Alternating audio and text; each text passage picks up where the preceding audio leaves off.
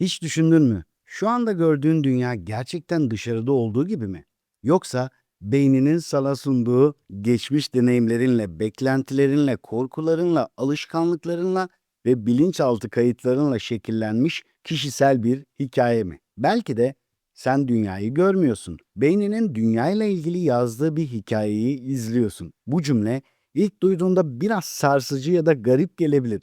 Çünkü biz genellikle şöyle düşünürüz. Ben ne görüyorsam gerçek odur. Ben ne hissediyorsam gerçek odur. Ben bir insanı böyle algılıyorsam demek ki o insan böyledir. Ben kendimi başarısız hissediyorsam demek ki başarısızım. Ben dünyanın tehlikeli olduğunu hissediyorsam demek ki dünya tehlikelidir.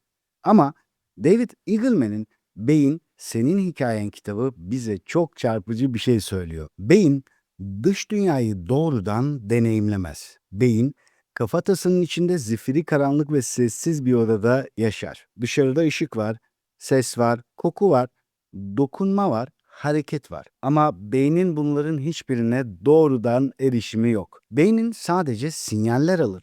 Elektrokimyasal sinyaller ve sonra o sinyallerden bir dünya kurar. Bir görüntü kurar, bir ses, bir anlam kurar, bir hikaye kurar. İşte bugün Bilinçaltı Kodlar serimizin 16. videosunda bunu konuşacağız sevgili dost. Beynin sana gerçeği değil, hikayeyi gösteriyor.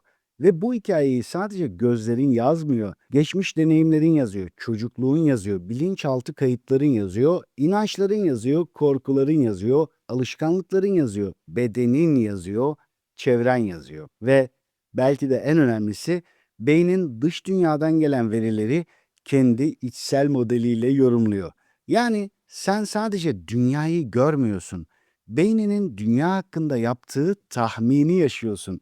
Tekrar edeyim zira önemli. Beyninin dünya hakkında yaptığı tahmini yaşıyorsun. Gerçekten çok önemli çünkü eğer beyin gerçekliği inşa ediyorsa insanın dönüşümü de sadece dışarıdaki şartları değiştirmekle olmaz.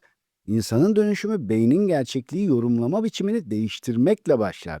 Yani hikaye değişirse gördüğün dünyada değişmeye başlar. Bugün önce beynin neden karanlık bir odada yaşadığını konuşacağız. Sonra görmenin neden bir kamera kaydı değil de beynin yaptığı bir yorum olduğunu göreceğiz. Beynin nasıl bir öngörü motoru gibi çalıştığını, Alcatraz hapishanesindeki delik hücresinde dış dünya sustuğunda beynin nasıl kendini gösterdiğini ya da kendi gösterisini başlattığını konuşacağız. Sonra çok önemli bir yere geleceğiz. Bilinçaltı kararlarını sandığından çok daha fazla yönetiyor olabilir. Ve en sonunda da sana çok basit ama güçlü bir uygulama vereceğim sevgili dost. Olay ile beyninin olaya yazdığı hikayeyi nasıl ayırabilirsin? Çünkü bazen insanı yoran olayların kendi değil, beyninin o olaya yaptığı yorum yani yazdığı hikayedir. 10 bölümde konuşacağız. Hazırsan hadi gel başlayalım. Bir, beyin karanlık bir odada yaşıyor. Bu cümleyi gerçekten zihninde canlandırmanı istiyorum. Şu anda etrafına bakıyorsun. Belki bir oda görüyorsun, belki bir ekran görüyorsun, belki ışığı, renkleri, nesneleri, insanları görüyorsun ve sana bütün bunlar çok doğrudan, çok gerçek ve kesin geliyor.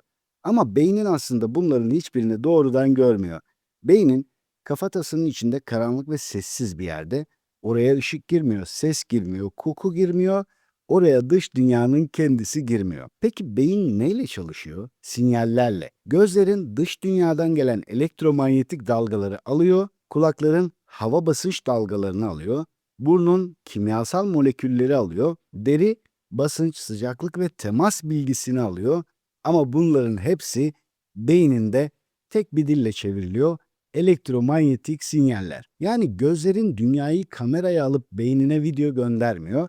Kulakların dünyayı mikrofon gibi kaydedip beynine ses dosyası göndermiyor. Duyu organların dış dünyadaki ham fiziksel verileri beynin anlayabileceği sinyallere çeviriyor. Beyin de bu sinyallerden bir gerçeklik deneyimi oluşturuyor. İşte bu yüzden çok güçlü bir cümleyle başlayalım. Sen dünyayı doğrudan görmüyorsun, beyninin çevirdiği bir hikayeyi deneyimliyorsun. Bu sıradan bir bilgi değil. Bu insanın kendine bakışını değiştirebilecek bir bilgi. Çünkü eğer dış dünya beynine doğrudan girmiyorsa senin deneyimlediğin gerçeklik de sadece dışarıdaki nesnelerin toplamı değildir. Bu durumda senin deneyimlediğin gerçeklik dış dünyadan gelen sinyallerle beyninin içsel yorumlarının birleşimi. Yani hayat dediğin şey bir bakıma dış dünya ile beyninin ortak üretimi. Bunu şöyle düşünebiliriz. Beynin karanlık bir sinema salonunda oturan bir yönetmen gibi aslında. Dışarıdan bazı ham veriler geliyor. Işık, ses, koku, dokunma, beden sinyalleri. Ama filmi kuran beynin, sahneyi düzenleyen beynin, anlamı veren beynin, duyguyu ekleyen yine beyin. Bu güvenli, bu tehlikeli, bu güzel, bu bana zarar verebilir. Bu kişi beni sevmez. Bu iş bana göre değil. Bu fırsat riskli. İşte bu yorumları yapan beyin. Ve işte bilinçaltı da burada devreye giriyor. Çünkü beyin sadece şu anki veriyi yorumlamıyor. Geçmiş kayıtlarla yorumluyor. Burası da çok önemli. Daha önce reddedildiysen bir bakış senin için tehdit gibi olabiliyor. Daha önce başarısız olduysan, daha doğrusu böyle yorumladıysan yeni bir fırsat gözüne tehlikeli görünebiliyor. Daha önce sevgiyle yaralandıysan güvenli bir ilişki bile sana yabancı gelebiliyor. Daha önce para konusunda korku yaşadıysan bolluk ihtimali bile seni huzursuz edebiliyor. Çünkü mesele sadece dış dünya değil. Mesele beyninin dış dünyayı hangi hikayeyle okuduğu. Bu yüzden insan bazen dışarıdaki gerçeğe değil, içerideki eski modele tepki verir. Bir söz duyarsın ama sadece söze tepki vermezsin. O sözün sende dokunduğu geçmişe tepki verirsin. Bir bakış görürsün ama sadece bakışa tepki vermezsin. O bakışın sende uyandırdığı eski anlama tepki verirsin. İşte bu yüzden değişim sadece davranışı değiştirmek değildir. Değişim beynin gerçeklik hikayesini fark etmek ve yeniden yazmaya başlamaktır. İkinci bölüm görmek kamera kaydı değildir, yorumdur. Çünkü biz dünyayı gördüğümüzü zannederiz ama aslında beynin dünyayı yorumlamasını görürüz. Çok basit bir örnek vereyim. Sen bir gül gördüğünde mesela gül kırmızı dersin ama dış dünyada senin deneyimlediğin anlamda bir kırmızılık yok. Dış dünyada belirli dalga boylarında elektromanyetik ışık var. Gözlerin bu dalga boylarını alır, beyin bunu işler ve senin iç dünyanda kırmızı deneyimi oluşur. Yani renk dış dünyanın içinde hazır paket halinde duran bir şey değil. Renk beynin oluşturduğu bir deneyim. Ses de böyle. Dışarıda bizim duyduğumuz anlamda bir müzik yok. Hava basınç dalgaları var. Beyin bu dalgaları işler ve sen onu melodi, konuşma, gürültü ya da fısıltı olarak deneyimlersin. Koku da böyledir. Dışarıda moleküller var. Beyin onları koku deneyimine dönüştürüyor. Yani dış dünya ham veri veriyor. Beyin o veriden senin gerçeklik filmini üretiyor. Bu cümle çok önemli. Bir daha tekrar edeceğim. Dış dünya ham veri veriyor. Beyin o veriden senin gerçeklik filmini üretiyor. Burada şunu fark etmeliyiz sevgili dost. Senin deneyimlediğin dünya dışarıdaki fiziksel olayların birebir kopyası değil. Beyninin yorumu, beyninin çevirisi, beyninin hikayeleştirmesidir. Bu yüzden iki insan aynı olaya bakıp bambaşka şeyler görebiliyor. Aynı söz birini motive eder, diğerini yaralayabilir. Aynı iş fırsatı birine heyecan verir, diğerine korku verebilir. Aynı insan birine güvenli gelirken diğerine tehdit gibi gelebilir. Aynı sessizlik birine huzur verirken diğerine terk edilme duygusu verebilir. Çünkü herkes dış dünyayı sadece gözleriyle görmez. Dış dünyayı kendi içsel modeliyle görür. İşte burada bilinçaltı kodlarımız devreye giriyor. Çünkü senin ya da benim gerçeklik dediğimiz şey çoğu zaman geçmiş deneyimlerimizle boyanmıştır. Çocukken sürekli eleştirildiysek mesela bugün birinin küçük bir uyarısı bile beynimize büyük bir alarm oluşturabilir. Çocukken değer görmediysek bugün sevgi dolu bir ortamda bile acaba bir gün giderler mi diyebiliriz. Geçmişte para yüzünden büyük stres yaşadıysak bugün gelirimiz artsa bile bedenimiz hala eksiklik modunda kalabilir. Dış dünya değişmiştir ama beynimiz eski modelle yorum yapıyordur. İşte burada biz şöyle zannediyoruz. Ben gerçeği görüyorum. Oysa çoğu zaman gördüğümüz şey geçmişten gelen yorumların şu anki tezahürü. Bu noktada kendimize şunu sorabiliriz. Ben şu anda gerçekten olanı mı görüyorum yoksa beynimin geçmişten getirdiği bir yorumu mu yaşıyorum? Bu soru insanı uyandırır. Çünkü bazen hayatımızı değiştiren şey dışarıdaki sahneyi değiştirmek değil, o sahneye yüklediğimiz anlamı değiştirmektir. Üçüncü bölüm beyin bir öngörü motorudur. Bu bölüm belki de videonun en önemli bölümlerinden biri. Çünkü biz beynin dış dünyayı pasif bir şekilde kaydettiğini zannediyoruz. Yani gözlerimizi kamera gibi zannediyoruz. Kamera gibi görüyorlar sanıyoruz. Beyin de o görüntüyü izliyor. Ama nörobilim bize başka bir şey söylüyor.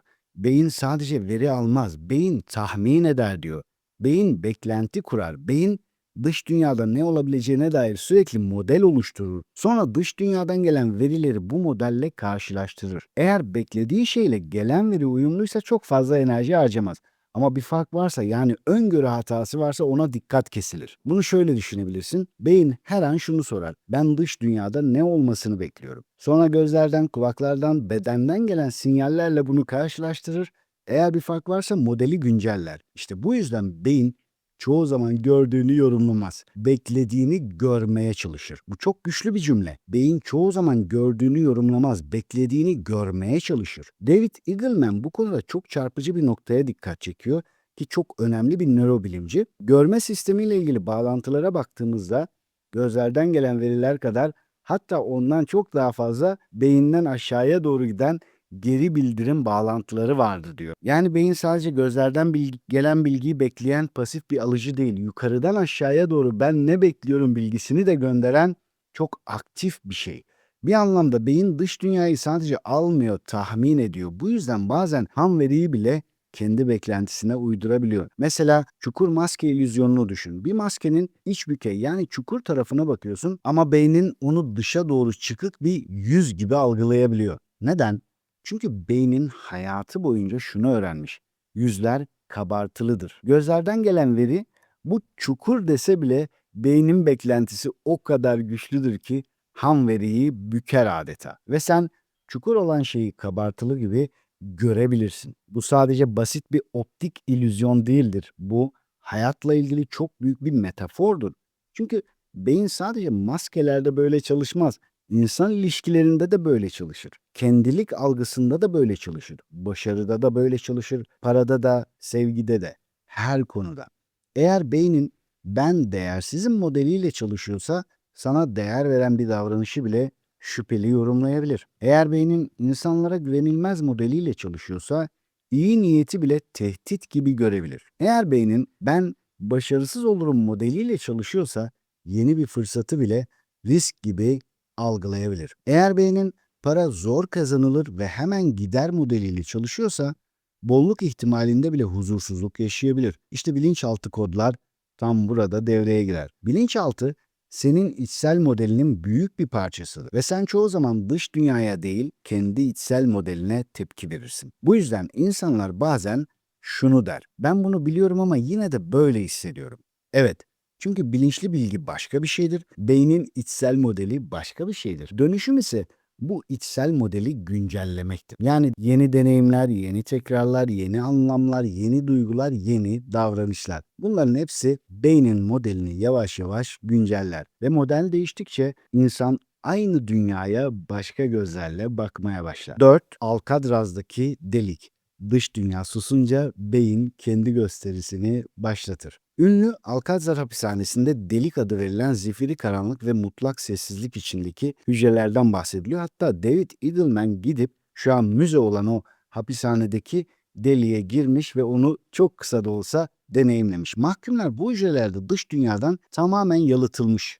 Işık yok, ses yok, uyaran yok. Dış dünyadan gelen hiçbir veri yok. Ve burada çok ilginç bir şey oluyor. Bazı mahkumlar canlı görüntüler görmeye başlıyor. Sadece düşünmekten bahsetmiyoruz. Sanki gerçekten görüyormuş gibi. Biri zihninde uçurma uçurduğunu anlatıyor. Bir başkası küçük bir ışık noktasını televizyon ekranına dönüştürüp izlediğinden bahsediyor. Bu neden oluyor peki? Ya da nasıl oluyor? Çünkü beyin dış dünyadan veri alamadığında gerçeklik üretme işini yine de bırakmaz. Dış dünyadan gelen sinyaller kesilince beynin içsel modeli serbest kalır. Dış dünya sahneden çekilse bile beynin içindeki gösteri devam eder. Bu cümle çok önemli. Dış dünya sahneden çekilse bile beynin içindeki gösteri devam eder. Aslında bunu her gece yaşıyoruz. Rüya görürken gözlerimiz kapalı. Dış dünyayı görmüyoruz. Yatağımızda yatıyoruz ama rüyamızda koşuyoruz, düşüyoruz, korkuyoruz, seviyoruz, ağlıyoruz, uçuyoruz, biriyle konuşuyoruz. Bazen rüyanın içinde her şey o kadar gerçek geliyor ki uyandığımızda birkaç saniye neredeyim diyebiliyoruz. Çünkü beynimiz gerçeklik üretme makinesidir. Dışarıdan veri geldiğinde bu üretimi dış verilerle sınırlar. Dışarıdan veri gelmediğinde ise içsel model kendi sahnesini kurar. Bu bize çok derin bir şey üretiyor. Gerçeklik deneyiminin büyük bir kısmı beynin içinde kurulur. Dış dünya elbette var, bunu inkar edemeyiz ama Senin yaşadığın deneyim dış dünyanın birebir kopyası değil. Beyninin kurduğu, yorumladığı, tamamladığı, renklendirdiği ve anlamlandırdığı bir hikaye. Peki bunu kişisel gelişim açısından nasıl anlayacağız? Şöyle, beyin dış uyaran olmasa bile bu kadar gerçekçi sahneler üretebiliyorsa, dış uyaran varken eski hikayelerini ne kadar kolay gerçek zannedebilir. Bir insan senden geç cevap aldığında sadece geç cevap almış olmaz, beyni hikaye yazar. Beni önemsemiyor. Artık eskisi gibi değil. Kesin bir şey oldu. Ben yine değersiz kaldım gibi. Bir fırsat çıktığında sadece fırsat çıkmış olmaz. Beyin hikaye yazar. Ya başarısız olursam ya insanlar gülerse. Ben buna hazır değilim gibi. Bir eleştiri geldiğinde sadece eleştiri gelmiş olmaz. Beyin hikaye yazar. Ben yetersizim. Zaten hiçbir şeyi doğru yapamıyorum gibi. İşte bu yüzden zihin gerçekliğe sadece tepki vermez. Gerçekliğin üzerine hikaye ekler ve çoğu insan o hikayeyi gerçek zanneder. Bilinçaltı dönüşümün en önemli noktalarından biri budur. Olay ile hikayeyi ayırmak. Çünkü bazen seni yoran olayın kendisi değil, beyninin ona yazdığı hikayedir. 5. Gözler açılır ama beyin görmeyi öğrenmemişse dünya anlam kazanmaz. Bu bölüm için çok çarpıcı bir örnek var. Mike May. Mike May çocuk yaşta geçirdiği bir kaza sonucunda görme yetisini kaybediyor. Yaklaşık 40 yıl boyunca kör bir insan olarak yaşıyor. Sonra geçirdiği bir ameliyatla gözlerine ışık yeniden ulaşmaya başlıyor. Fiziksel anlamda gözler veri almaya başlıyor ama bandajlar açıldığında beklenen şey olmuyor. Mike May dünyayı bizim anladığımız şekilde göremiyor. Ona göre dış dünya anlamlı nesnelerden oluşan düzenli bir sahne değil çünkü. Daha çok ışık, renk, şekil ve karmaşa gibi. Yüzleri tanımakta zorlanıyor. Derinliği anlamakta zorlanıyor. Nesneleri ayırt etmekte zorlanıyor. Gölgeleri delik gibi algılayabiliyor. Otoyoldaki levhaları üzerine gelen büyük nesneler gibi görebiliyor. Neden? Çünkü görmek sadece göz işi değil. Gözler ışığı alır ama anlamı beyin inşa eder. Bu cümle gerçekten çok önemli. Gözler ışığı alır, anlamı beyin inşa eder. Mike May'in hikayesi bize şunu gösteriyor. Beyin görmeyi öğrenir. Yani dünyayı anlamlı bir sahne olarak deneyimlemek sadece gözlerin çalışmasıyla olmaz. Beynin yıllarca hareketle, dokunmayla, deneyimle, geri bildirimle bir içsel model kurması gerekir. Çocukken bir nesneye uzanırsın mesela, dokunursun, düşürürsün, yaklaştırırsın, uzaklaştırırsın, yürürsün, bir şeylere çarparsın. Bedenin dünyayı test eder. Beyin de bu testlerden bir model çıkarır. Yakınlık şudur, uzak ya da uzaklık budur, yüz budur, gölge budur, derinlik budur, tehlike budur, güven budur gibi. Bunları kendince anlamlandırır ve kaydeder. Yeni algı pasif bir kayıt değil, aktif bir öğrenme sürecidir. Buradan çok önemli bir yere geliyoruz. Eğer görmek bile öğrenilen bir süreçse, insan kendini görmeyi de öğrenmiş olabilir mi? Hayatı görmeyi de öğrenmiş olabilir mi? Sevgiyi görmeyi de öğrenmiş olabilir mi? Parayı görmeyi de öğrenmiş olabilir mi? Başarıyı, başarısızlığı, değeri, güveni ve fırsatları görme biçimi de geçmişte öğrenilmiş olabilir mi? Bir insan çocukluğunda sürekli "sen yapamazsın" sözlerini duymuşsa, bugün fırsatları nasıl görür? Bir insan sürekli eleştirilmişse, bugün geri bildirimi nasıl görür? Bir insan sevginin koşullu olduğunu öğrenmişse, bugün ilişkileri nasıl görür? İşte mesele bu. Sen dünyayı sadece gözlerinle görmüyorsun, öğrenilmiş bir içsel modelinle görüyorsun.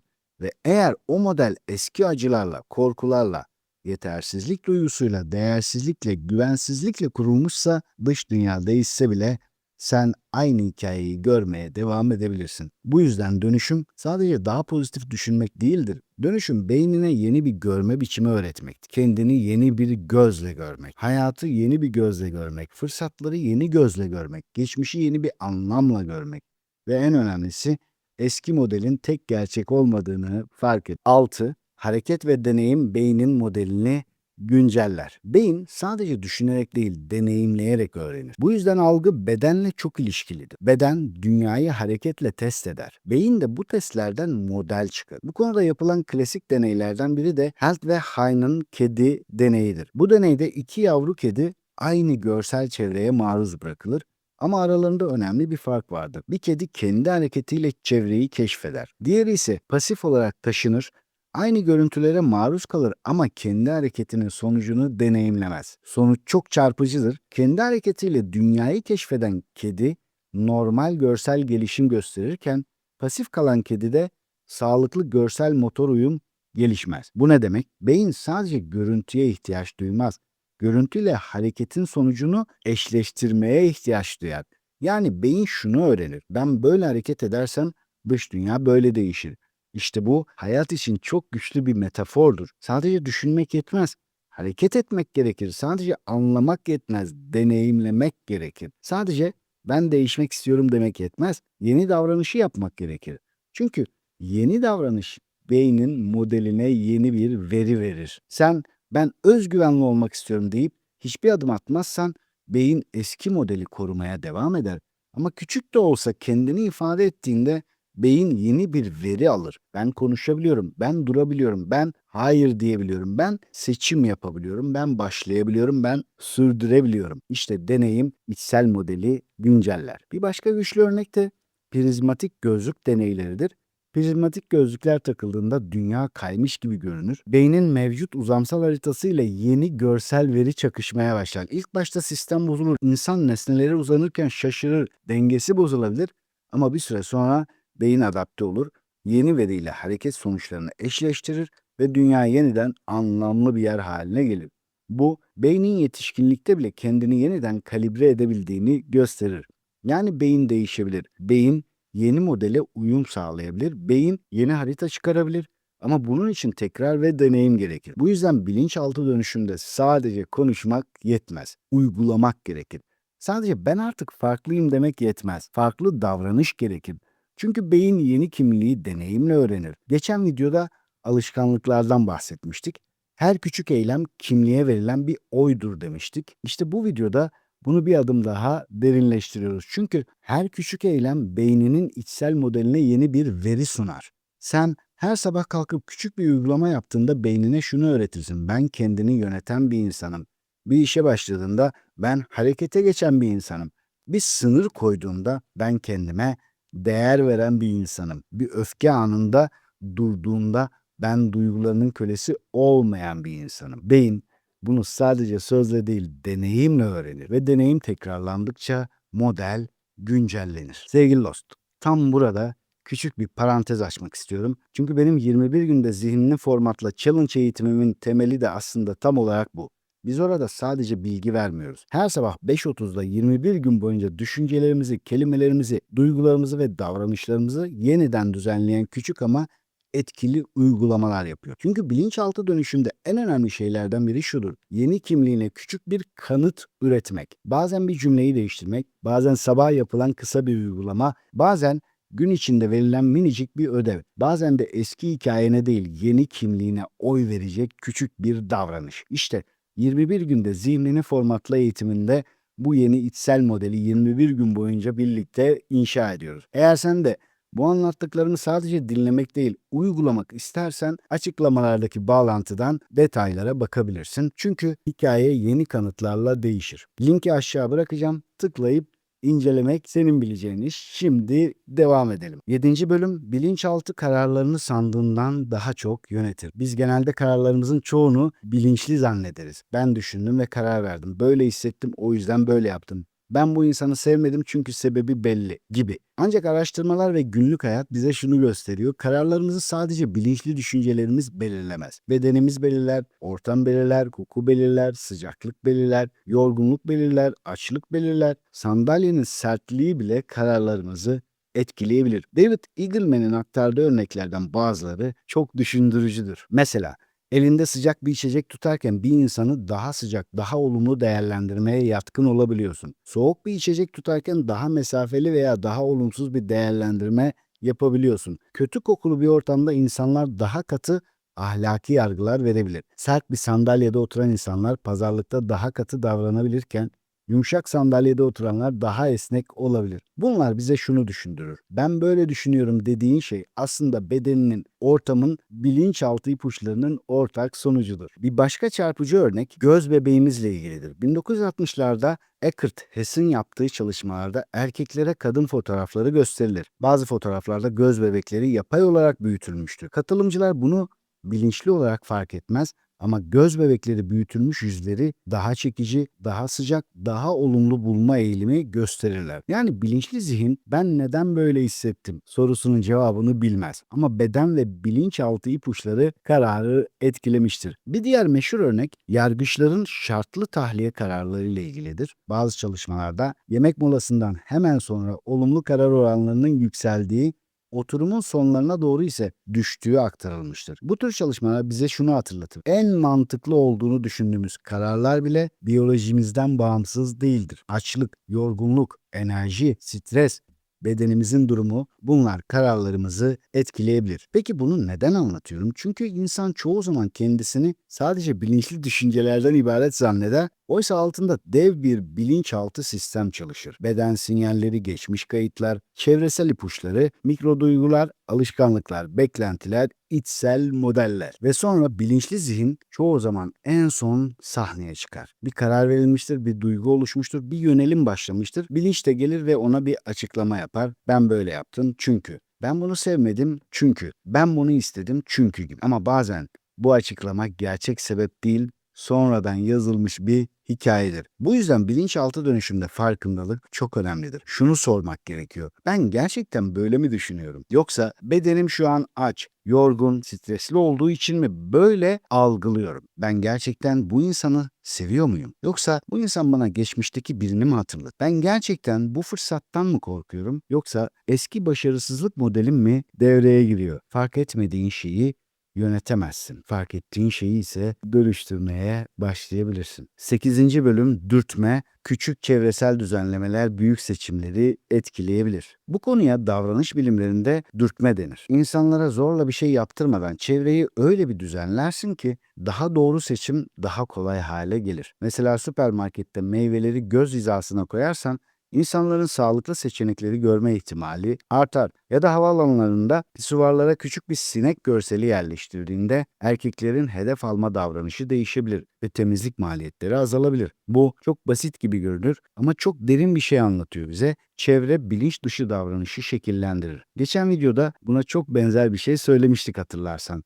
Motivasyonu bekleme, çevreyi tasarla. Çünkü insan çoğu zaman en kolay görünen, en ulaşılabilir, en az dirençli davranışa yönelir. Telefon yatağının yanındaysa sabah ilk iş ona uzanırsın. Kitap yastığının yanındaysa okumak kolaylaşır. Tatlı gözünün önündeyse yemek kolaylaşır. Su şişesi masandaysa içmek kolaylaşır. Spor ayakkabısı kapının önündeyse yürüyüş ihtimali artar. Yani çevre bilinçaltına sürekli komut verir. Bu yüzden güçlü insan sadece kendini motive etmeye çalışmaz, çevresini de tasarlar. Çünkü çevreyi değiştirmek içsel modeli güncellemenin en pratik yollarından biridir. Eğer sürekli kaotik bir ortamdaysan zihnin de kaotik çalışabilir. Eğer sürekli sana değersizlik hissettiren insanlarla berabersen içsel modelin bunu gerçek zannedebilir. Eğer sürekli korku, kıyas ve öfke üreten içeriklerle besleniyorsan beynin dış dünyayı tehditkar olarak görebilir. Ama çevreni değiştirirsen gördüklerin, hislerin, duydukların, tekrar eden davranışların değişebilir. Beynin yeni veri almaya başlar ve yeni veri yeni modelin ham maddesidir. Bu yüzden bilinçaltı dönüşümde sadece içeriği görmek değil, dış çevreyi düzenlemek de çok ama çok önemlidir. Çünkü dış çevre iç hikayeyi besleyebilir. 9. İçsel modelini değiştirirsen hayat hikayen de değişmeye başlar. Şimdi buraya kadar ne anlattık? Beyin karanlık bir odada yaşar. Dış dünyaya doğrudan erişimi yoktur.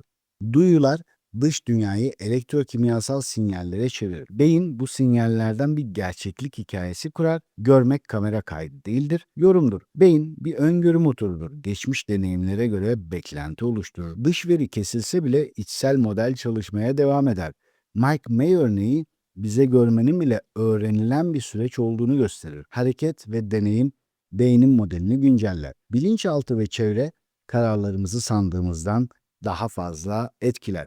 Peki, bütün bunları bilmek hayatımızı nasıl değiştirir? Şöyle, eğer gerçeklik deneyimin beynin içsel modeliyle kuruluyorsa, dönüşümün en önemli adımlarından biri o modeli güncellemektir. Peki içsel model nasıl güncellenir? Birincisi farkındalıkla. Önce şunu fark ederiz. Ben gerçeği değil, gerçeğe yazdığım hikayeyi yaşıyor olabilirim. İkincisi yeni deneyimlerle. Çünkü beyin sadece bilgiyle değil, deneyimle değişir. Üçüncüsü tekrarlarla. Yeni bir davranışı bir defa yaptığında ilham alabilirsin. Tekrarladığında model kurabilirsin. Dördüncüsü çevreyle. Çünkü çevren beynine sürekli yeni bir veri gönderir. Beşincisi duyguyla. Çünkü duygu beynin bu önemli dediği işarettir. Altıncısı dil ile.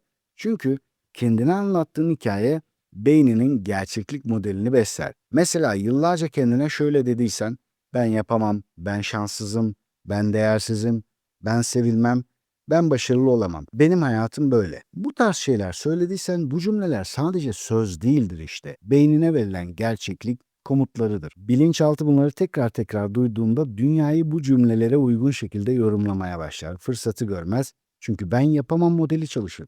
Sevgiyi kabul etmez. Çünkü ben sevilmem modeli çalışır. Başarıyı sürdüremez. Çünkü ben hep yarım bırakırım modeli çalışır. İşte değişim burada başlar. Yeni cümleler, yeni tekrarlar, yeni küçük deneyimler.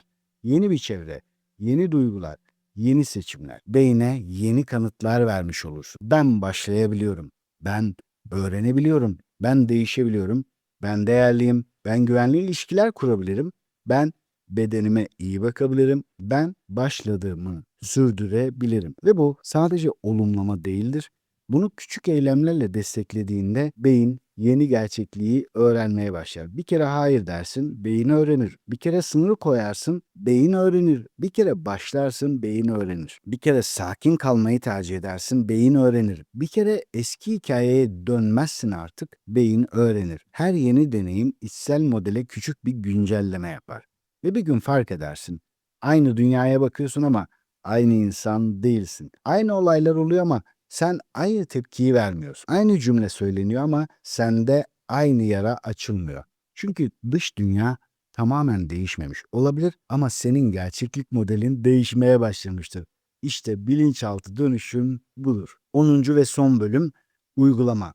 Bugün hikayeni yakala. Şimdi bu videoyu sadece bilgi olarak bırakmak istemiyorum sevgili dost. Sana basit ama güçlü bir uygulama vermek istiyorum. Bugün kendini 3 kez yakala mesela. Sadece 3 kez. Bir olay olduğunda dur ve kendine şunu sor. Şu an olan ne? Ben buna hangi hikayeyi yazıyorum? Yani hemen tepki verme. Bu hikaye gerçekten tek gerçek mi? Mesela biri mesajına geç cevap verdi. Ne yapardın önceden? Hemen bir yorum yapardın. Sor. Olan ne? Mesaj geç geldi. Benim hikayem ne? Beni önemsemiyor. Peki bu tek gerçek mi? Hayır, yoğun olabilir. İnsan sonuçta unutmuş olabilir. Cevap vermek için henüz zaman bulamamış olabilir. Benim eski değersizlik modelim devreye girmiş olabilir. Bir işte hata yaptın mesela. Sor, olan ne? Bir hata oldu. Benim hikayem ne? Ben zaten beceriksizim.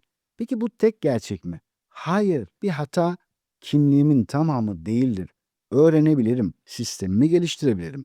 Bir fırsat çıktı, sor. Olan ne? Yeni bir imkan var. Benim hikayem ne? Ya başarısız olursam? Peki bu tek gerçek mi? Hayır, bu korku eski modelimin sesi olabilir. Yeni bir deneyim, yeni bir kimlik kurabilir. Bu uygulama çok basit ama o kadar güçlüdür ki olayı hikayeden ayırır.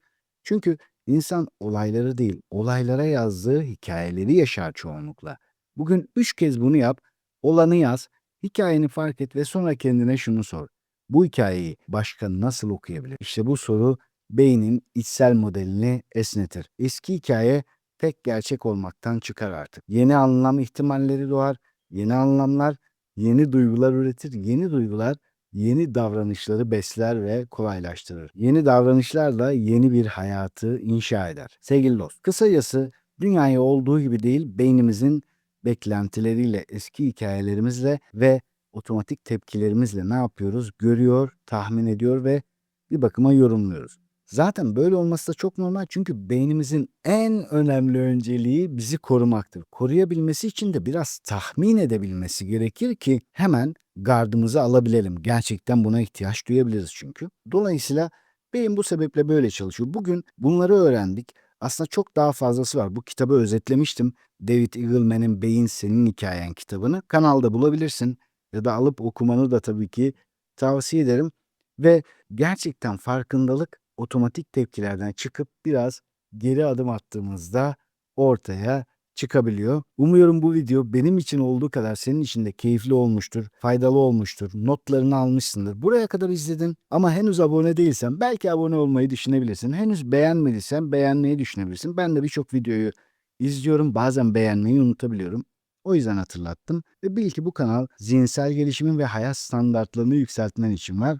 Bir de bazen insani çağrılar için var. Biliyorsun Doğu Türkistan'da, Filistin'de ve dünyanın birçok yerinde çok büyük zulümler var. En çok da şu an Gazze ve Filistin'de hem oradaki insanlar hem Sumut filosuyla oraya giden cesur, yüce gönüllü insanlar. Dolayısıyla onlar için bir şeyler yapabiliriz ve bana göre yapmalıyız da susamayız. Bunları gördüğümüz halde hiçbir şey yapmadan duramayız. İdeolojimiz ne olursa olsun, inancımız ne olursa olsun bunca haksızlığın karşısında duramayız. Artık bu aşağılık herifler okullara gelip 7, 8, 10 yaşındaki çocukları topluyor. Nereye götürüldükleri bile bilinmiyor. Böyle bir dünyada susamayız. Paylaşmamız gerekiyor. Onları hem kendi zihnimizde, vicdanımızda hem başkalarının zihin ve vicdanında tutmamız gerekiyor. Onlar için bol bol dua etmemiz gerekiyor. Belki bütçemiz nispetinde yardım göndermemiz gerekiyor. Ama en önemlisi boykot. Boykot o aşağılık zalimlere verilen desteğin karşısında durmak ve ne işe yarar bilmiyorum ama ben safımı belli ediyorum demektir. Benim param kimsenin üzerine bomba olarak yağmayacak. Benim param kardeşlerime zulüm olarak dönmeyecek. Ben buna vesile olmayacağım demektir. Ve her birimiz bunu yapabiliriz. Çünkü her markanın, her ürünün, her hizmetin bir muadili var, bir benzeri var. En azından bu kadarını yapmalıyız. Çocuklarımız, torunlarımız büyüdüğünde sen o günlerde ne yapıyordun diye sorduğunda verecek cevabımız olmalı. Aynaya baktığımızda verecek cevabımız olmalı. Çok daha büyük bir mahkemede verecek cevabımız olmalı diye düşünüyorum. Yeni videolarda görüşene kadar kendine çok iyi bak. Eğer görüşemezsek şimdiden bayramın mübarek olsun, harika geçsin, güzelliklerle geçsin. Sevgiler, selamlar.